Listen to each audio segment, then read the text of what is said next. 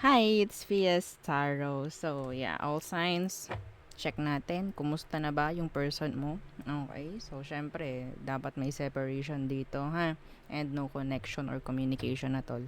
Okay, so syempre, before tayo mag-start, kung hindi ka pa nakakapag-subscribe, please do subscribe and hit the notification bell para lagi po tayo maging updated sa mga mangyayari pa lang. And yes, if you're interested, na magpa-reading, just message me sa akin pong FB page for more info. Okay? And yeah, if you're interested rin na magpa-reading sa friend ko, message nyo lang po siya sa kanya pong FB page na Perception of Light. And yeah, don't forget to follow. Thank you. And kung may tanong po pagdating sa ating all-in-one Evil Eye Bracelet and ating Evil Eye Ring, just PM me. Okay? Just, message me. Okay? Sa akin pong FB page. Yan lang po, no?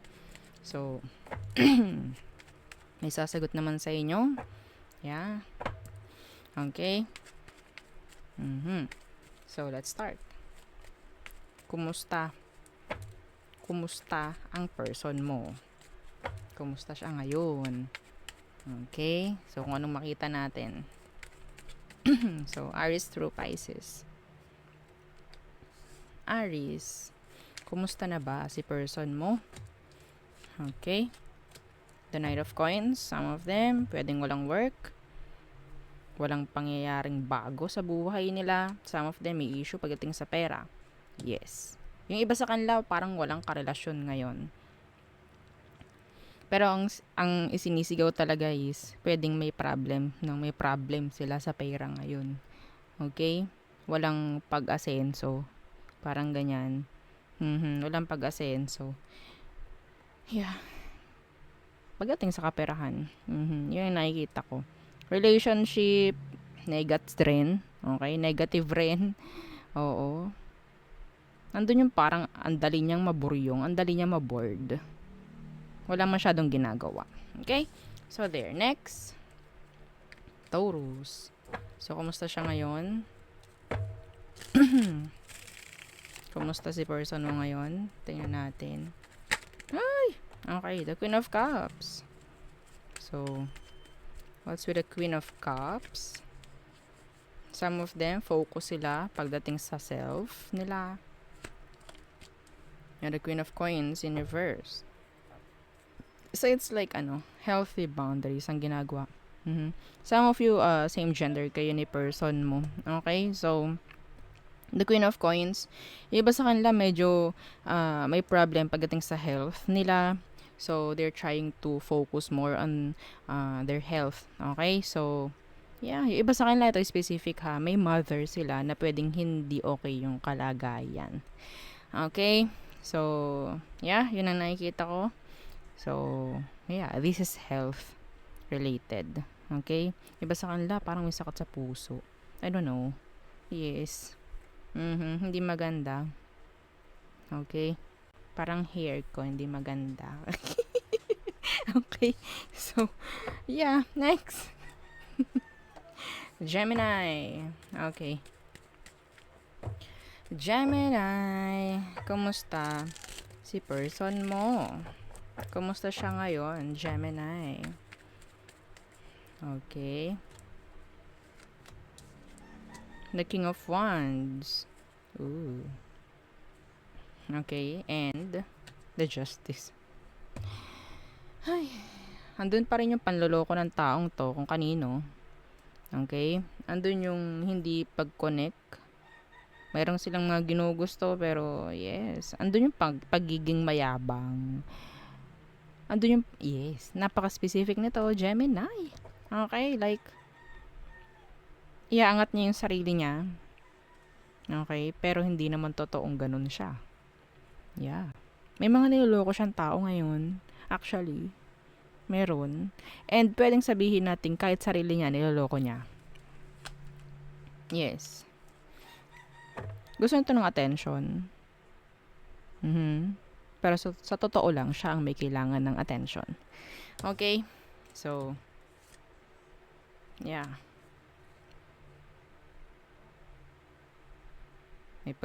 May pagsisinungaling na ginagawa itong taong to. yeah. Okay, next. Oops. Cancer. Kumusta si person mo ngayon? Okay. Kumusta na ang person ng mga Cancerian ngayon? The Hermit. Some of them, hindi siya nakikipag-usap sa'yo. Na-isolate nila yung sarili nila. Some of them, may mga inaaral na bago. May mga nadidiscovering bago. Okay, yeah, the Queen of Coins Universe. Yung iba sa kanila, pwedeng sabihin nating may stress. Okay. Sabihin nating may health problem. Mga ganyan. Pero yeah, nakikita ko pwedeng andun yung sabihin nating parang sinasarili nila lahat ng problem. I don't know why. Yeah, the King of Cups in reverse and the Four of Cups. Responsibilities. Ang nakikita ko rito, someone is stressing out. Okay? Kasi parang pakiramdam niya walang natulong sa kanya. I don't know. That's so specific. Some of them hindi pa rin totally nakaka-move on. Pero, yeah, they're trying to be, happy. Okay? So, there. Next. Leo. So, Leo, how's your person? Tingnan natin. Ano bang meron sa kanya ngayon? Leo. The Queen of Swords. And the Four of Wands. Oh. So, nandito yung ginagawa ng taong to lahat ng dapat para maging okay siya. Yes. They're not trying to talk sa'yo o makipag-usap sa'yo. Trying na maging okay. Silent. Ganyan. Some of them, focus nila yung stability nila. Yeah. Iba sa kanila, medyo pagod.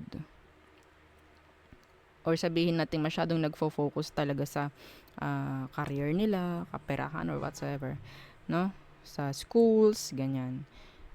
Nandun yung stress, pero yeah, sabihin natin mas pinipili nila yon. Ayaw nila ng delay. Yeah, ayaw nila ng delay. Gusto nila ng meron silang ginagawa. Okay? Meron dapat akong ginagawa. Parang ganyan sinasabi niya. Yeah.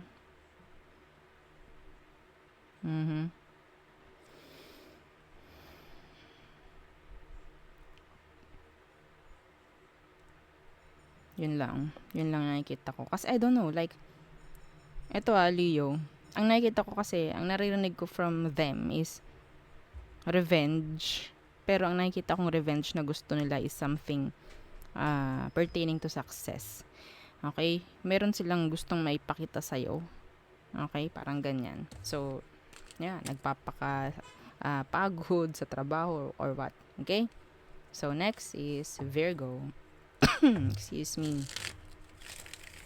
Virgo. So, kumusta si person mo ngayon? Okay. Some of them, nandyan yung travel. Okay? May mga sinisimulang bago. Yeah, the Two of Wands. Oh! May paglayo dito, Virgo. Pero nandoon yung parang, I don't know why, sinabi kong paglayo. So, siguro, pinili ng taong to na lumayo para magkaroon pa ng mas maraming opportunities. Okay? So, the Ace of Wands and the Two of Wands. So, that's Three of Wands. So, ayun like manifesting or sabihin nating opportunity ko na to grow. Parang ganyan. Okay? So, nandyan din yung paglayo talaga. So, pinipili nila yon. Okay? Kasi naman magkaroon ng delays or what. Okay? Gusto ng taong to na marami siyang ginagawa. Gusto niya yun. May mga bago. Some of you if ever nga na talagang magkahiwalay na kayo nito, pwedeng meron tong someone else and they're like trying to compare you doon sa bago nila. Okay? So there. Next. Libra. So, kumusta ang person mo, Libra? Kumusta na ba sila? Okay. The Emperor. Okay, and the Two of Cups. Yung iba sa kanila may kakonect ngayon. Or sabihin nating mas binibigyang pansin ng taong to yung improvement. Okay? So, mas pinipili ng taong ito kung ano yung tatanggapin niya is related rin or may mangyayaring improvement, may mangyayaring growth sa kanya. Okay? So, yung iba sa kanila pwedeng career. Yan, mga ganyan. So, they're like focusing pagdating sa growth nila. Okay? So, yeah. Okay, so yun lang ang nakikita ko from them. Next, Scorpio.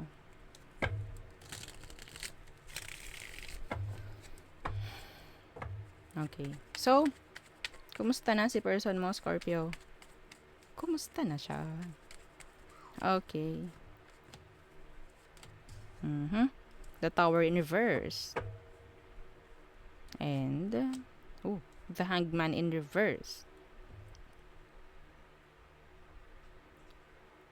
Ginagawa ng taong ito in general is alisin yung strings na naka-attach sa inyong dalawa, trying to avoid you.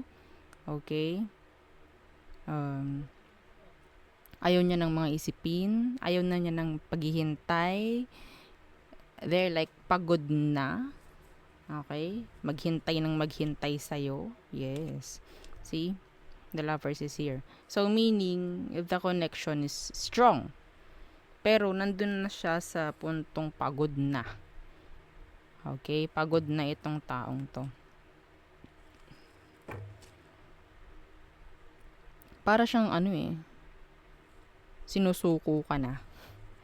Parang ganyan. Walang nangyayari sa buhay niya ngayon actually. Wala.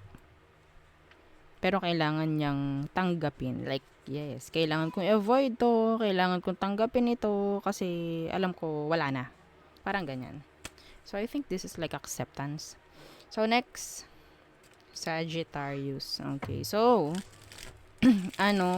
kumusta si person mo ngayon, Sagittarius? Kumusta na siya ngayon? Kumusta siya? Okay.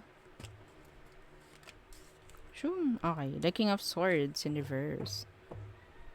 And the Five of Coins in reverse.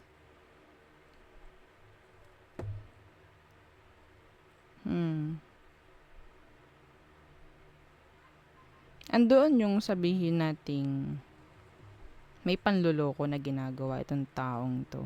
Maging okay lang siya. Okay? Yeah, the Eight of Swords in reverse. I think lahat gagawin ng taong to maging okay siya, maging okay lang siya. Lalo na pagdating sa kaperahan. Some of them like niloloko nila yung sarili nila. Masabi lang na okay, pero yun nga, hindi sila okay. Some of you, hinihintay ka ng taong ito. Yeah, hinihintay ka niya. Kasi pwedeng takot ito na parang kumonek or mag-initiate sa'yo or gumawa ng action towards you. Okay? Yung iba sa kanila may kinakaharap na kaso. Pero hindi yun para sa lahat Specific po yun. Okay? So, there. Next. Capricorn. So, Capricorn. Kumusta na si person mo? Kumusta na siya? Okay. Kumusta na ba itong person mo? Tingnan natin. Okay. The Moon in reverse. And the Seven of Cups.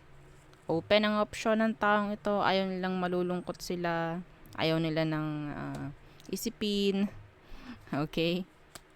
Yeah. Pero sa totoo lang, andun pa rin yung pain ng taong to. Sa totoo lang, iniisip ka ng taong to.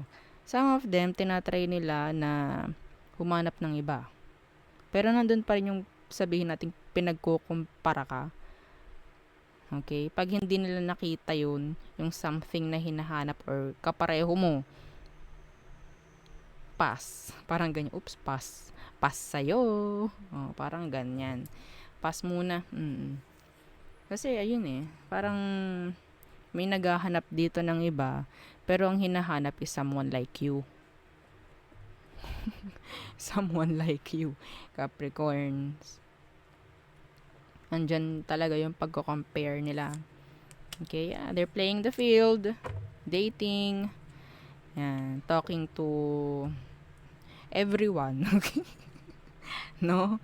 Oo. They're like open. Oo. Open ng kanilang status. Open ng status. Yeah, they're playing the field right now. Okay, no, sabi nating no solid na goals pagdating sa buhay nila. Yeah. Okay. So, nandoon yung ano eh, yung parang happy-go-lucky na mga energy. Okay? Kasi nga, they're trying to be happy. Ganyan. So, may energy rito na gugusto ng iba or gukuha ng someone para yun nga, makaramdam ng kaunting kaligayahan or happiness. Pero, actually, they're not. They're sad. Yeah. Okay, next. Aquarius. So, how's your person? How are they? Diba? How are they? Kumusta na sila? Tingnan natin. Ano na ba? Ang latest sa kanila. Okay. So, the Chariot in reverse. Wala naman masyado. Okay. Yeah, and the Queen of Wands in reverse. Wala naman masyadong ganap sa buhay. The Star in reverse. Okay. So, this is you. This is your energy. I think both of you, hindi pa rin totally healed. So, itong taong to, para makausad, umiisip na kung ano-ano, dahilan, para makausad. Okay? Iniisip nitong taong to, lahat ng hindi magandang bagay pagdating sa'yo. Okay? Yes. Kahit nung noon naman is sinasabi niya ikaw yung pinaka the best. Ngayon, sisirain na niya yun para, yun nga, matulungan yung sarili niya, maka-move on. Okay? So, in general, walang nangyayari sa buhay ng taong ito. Okay? Walang improvement na nangyayari. A lot of delays. Okay, next is Pisces. Hi, Pisces. Okay, so, tingnan natin. Kumusta si person mo ngayon? Kumusta sila ngayon? Anong energy ang pinakamalakas? Tingnan natin. Okay, oops. Eight of Swords in reverse. Andito yung energy ng may kukumustahin, nakakilala mo, makikibalita, yan. Yeah, the Devil in reverse. Makikibalita, kukuha ng mga sagot sa mga katanungan niya, yan. Okay? And some of them, they're like trying to release, okay, yung sarili nila sa mga isipin. Okay? Iba sa kanila, sabihin natin hindi ka na totally masyadong pinagfo-focusan. Sa pamamagitan ng pakikibalita. Okay? Dahil ayaw nila ng pag-iisip. Yeah, the tower's still burning. Yeah. See? Pwedeng Scorpio. Capricorn. Okay? So, yeah. Tingnan natin kung ano ito nasa ilalim. The Six of Coins Universe. Itong taong to sa pwedeng ipakita or yun nga, ipaalam sa'yo na parang wala na silang pakialam, they're not interested anymore, and yeah, wala na silang paki, parang ganyan. Pero actually, meron. Okay, meron. Yun nga lang, ayaw nila ipapaalam yun. Okay? So, ayaw nilang magmukhang pathetic dito sa dito sa sitwasyon nyo. Yes. Okay, so there. Yun ang ating reading for all signs. And yeah, don't forget to like, share, and subscribe. Okay? And yeah, follow our FB page. Thank you. Bye.